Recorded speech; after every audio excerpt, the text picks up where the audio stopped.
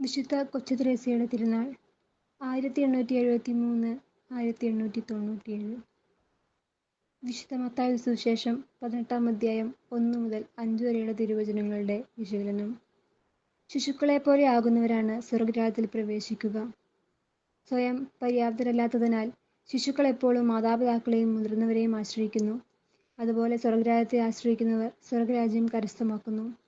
ഈ ആശ്രയബോധമാണ് ശിശുക്കളെ എല്ലാവരുടെയും ആകർഷണ വിഷയമാക്കുന്നത്. മാതാപിതാക്കളുടെ സംരക്ഷണ ബോധമുള്ളിടത്ത് ശിശുക്കൾ വളരെ ക്രിയാത്മകവും സജീവവുമായിരിക്കും.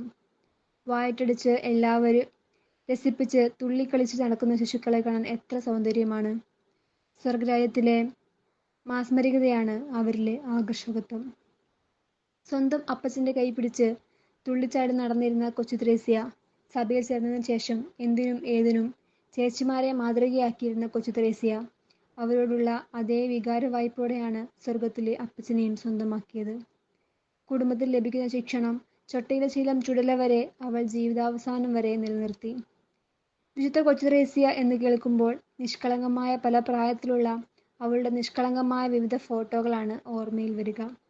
അവളുടെ ജീവിത വീക്ഷണം, അവൾ പകർന്നു നൽകിയ ജീവിത മാതൃക ആധ്യാത്മിക ശിശുത്വം എന്ന പേരിലാണല്ലോ അറിയപ്പെടുന്നത്. ഞാൻ ഉണ്ണിയേശുവിൻ്റെ കളിപ്പന്താണ് എന്ന് പറഞ്ഞ് ജീവിതത്തിലെ എല്ലാ അനുഭവങ്ങളെയും യേശുവിൻ്റെ കളിവിളയാട്ടങ്ങളായി ചിന്തിക്കാൻ കഴിഞ്ഞത് എന്നത് തന്നെയാണ് ആ ജീവിതത്തെ നമ്മിൽ നിന്നും വ്യതിരിക്തമാക്കുന്നത്. സ്വർഗം അങ്ങ് ഉയരെ ആർക്കും എത്തിപ്പിടിക്കാൻ കഴിയാത്ത അത്ര അകലത്തിലൊന്നുമല്ലെന്ന് പറഞ്ഞ് ഒരു കൊച്ചു കുഞ്ഞിന് പോലും എളുപ്പത്തിൽ കയറിപ്പോകാൻ കഴിയുന്ന ലളിതമായ കുറുക്കുവഴി തുറന്നു തരികയും ഒന്ന് സ്വിച്ചിട്ടാൽ താനെ ഉയർന്നു പോകുന്ന സ്വർഗീയ ലിഫ്റ്റ് കണ്ടുപിടിച്ചു തരികയും ചെയ്തു അവൾ.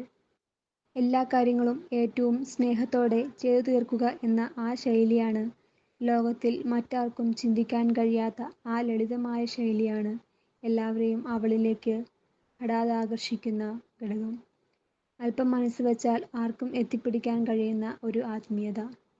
ഗഹനമായ ചിന്തകളില്ല, എന്നാലും ഒരേ ഒരു പുസ്തകത്തിലൂടെ ഒരാത്മാവിൻ്റെ കഥ അവളെ വലിയ വേദപാരംഗതയാക്കി മാറ്റി. മഠത്തിൻ്റെ ആവൃത്തി വിട്ട് ഒരിക്കലും പുറത്തുപോയിട്ടില്ല. എന്നിരുന്നാലും ആധുനിക സഭയുടെ മിഷണറി മധ്യസ്ഥയായി അവൾ ഉയർത്തപ്പെട്ടു. 1925 അവൾ വിശുദ്ധിയായി ഉയർത്തപ്പെട്ടു.